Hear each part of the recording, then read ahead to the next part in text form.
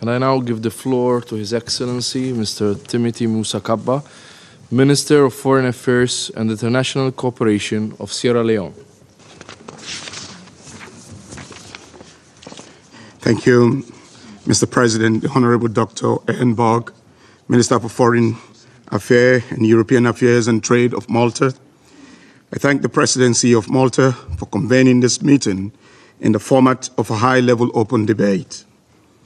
I also thank the United Nations Secretary General, His Excellency Antonio Guterres, for his comprehensive and sobering briefing. Today's debate is being held in the context of the request for the admission of the State of Palestine as a member of the United Nations, 13 years after Palestine's application was first considered by the Security Council's Admission Committee. Sierra Leone recognizes the basis for such a request, which in our view is legitimate and could create the pathway to a political horizon founded on the principles of the two-state solution, based on United Nations General Assembly Resolution 1812, which recommends for an independent Arab and an independent Jewish state. And in line with Article 4 of the United Nations Charter, Sierra Leone support the application of the State of Palestine for admission as a member of the United Nations. Our support is in line and within the context of our consideration of Article 4 of the United Nations Charter, Rules 58, 60 of the Security Council Provisions of Procedure, and the guidance provided by the International Court of Justice in its 28 May 1948 advisory opinion on conditions of admission of a state to membership in the United Nations. This request for reconsideration of the 2011 application for membership to the United Nations by the State of Palestine has come in 6 months into the conflict between Israel and Hamas. We have had first-hand testimonies about what it means to live in the Gaza Strip since 7th October 2023. There are expert reports on the impact of the conflict on women, children, humanitarian workers, journalists, and other vulnerable groups, and all civilians in Palestine as well as Israel. In the Gaza Strip, we are raising against time to prevent famine and infectious diseases epidemics. We therefore reiterate our strong call for an immediate and permanent ceasefire in the Gaza Strip and for Resolution 2712, 2720, and 2728 to be fully respected by the parties and implemented.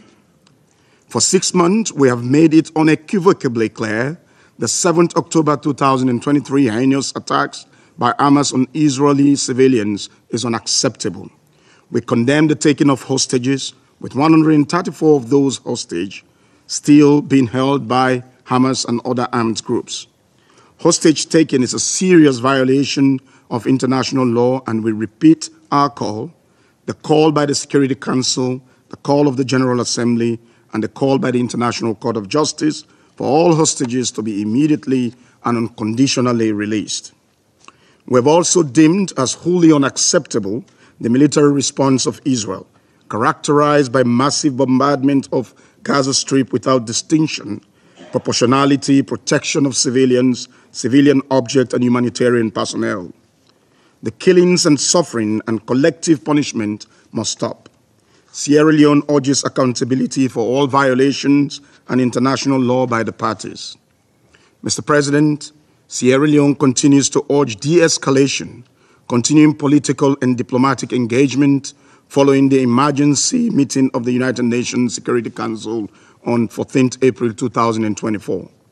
We recall our condemnation of claimed reprisal attacks not in conformity with international law and the United Nations Charter.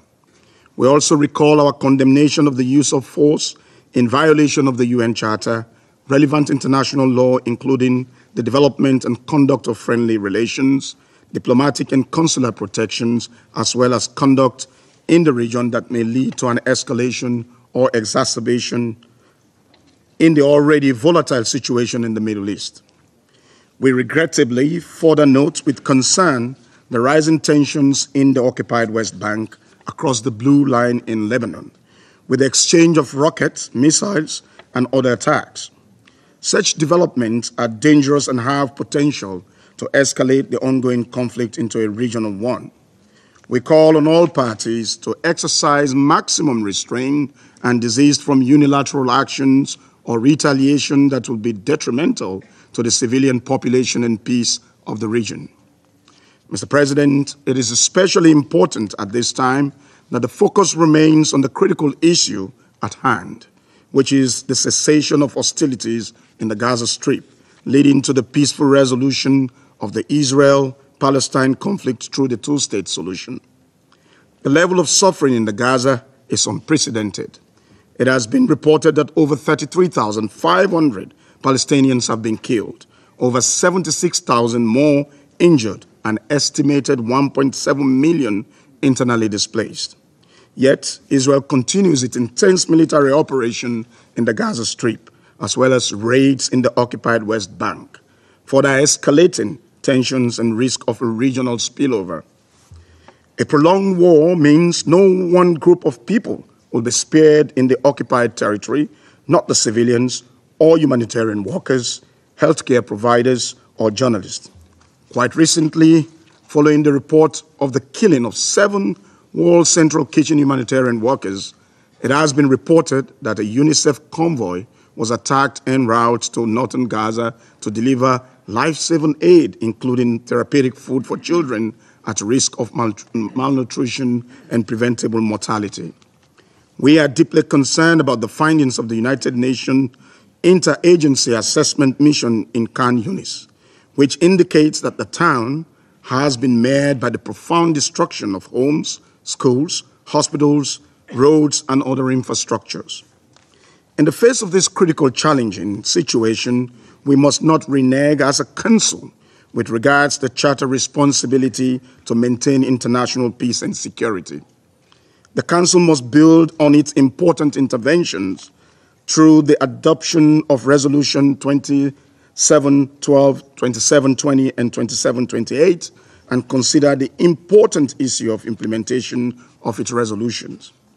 In recounting the effort made by the international community to address the plight of the civilians in Gaza and in Israel, Sierra Leone expresses support to the United Nations Secretary General and its representatives and commend their work in difficult circumstances. We commend the humanitarian aid workers, including the UNRWA staff, who have demonstrated exceptional professionalism and empathy in their work, with some paying the ultimate price. Sierra Leone expresses its deepest condolences to their loved ones and families. Mr. President, at this stage of our engagement and as we collectively work towards having a lasting solution to this long-standing conflict, Sierra Leone would like to reiterate the following point. Firstly, we emphasize the need for parties to the conflict to adhere to the numerous calls for an immediate, permanent ceasefire and allow for expanded flow of humanitarian assistance through all modalities and to implement in full Resolution 2728 and the previous resolutions of the UN Security Council 2712 and 2720, which are not only still valid, but are all binding. In this regard, we call on all concerned to strengthen the effort of the UNRWA. UNRWA cannot be replaced by any other agency or entity, as the work they do for Palestinians, not only in Gaza, but the wider region, is immeasurable and life-saving. Secondly, the need for parties to the conflict to comply with their obligations under international law, including international humanitarian law, to protect civilians and civilian objects. Thirdly, in acknowledging the complementary significance, Sierra Leone calls for the speedy conclusion of the negotiations between Israel and Hamas, involving Egypt, Qatar, and the United States, and invites the parties to engage in good faith. Let me close, Mr. President, by echoing the need to intensify political engagement, to persistently pursue peace between Israel and Palestine, premised on the two-state solution. I thank you. I thank His Excellency, Mr. Musa Kabba, for his statement.